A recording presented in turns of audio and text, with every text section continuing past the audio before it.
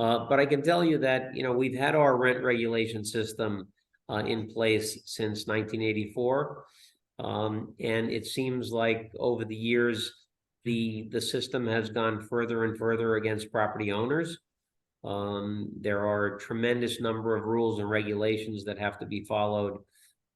Your rent increases are capped. There's very draconian change to rent regulation in June of 2019 that has essentially created an inability to extract the upside potential that's built into rent regulated units, which is problematic. But it seems like, looking at it again from 30,000 feet, it seems like many other states are starting to adopt these types of rules.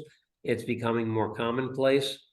And at the same time, I think that a lot of the politicians that are endorsing these types of policies are missing the boat on what's really important when it comes to housing and providing reasonably priced housing, affordable housing for folks.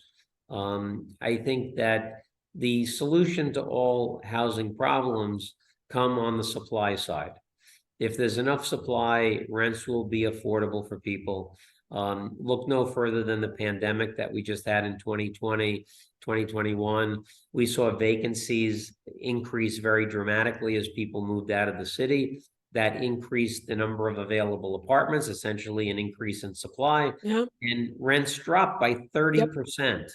30%. So I tell all politicians there are a number of things that you can do to increase the supply very easily. I won't get into the minutia of it here, but 5 or 6 things that you could easily do to increase the supply of apartments.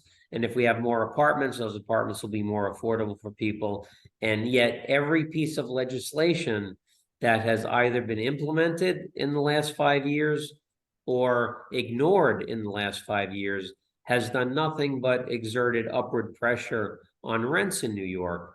And because of that, if somebody who rents an apartment in New York and feels you're paying too much is listening to this show, just turn around and blame your local politician, because it really is their fault.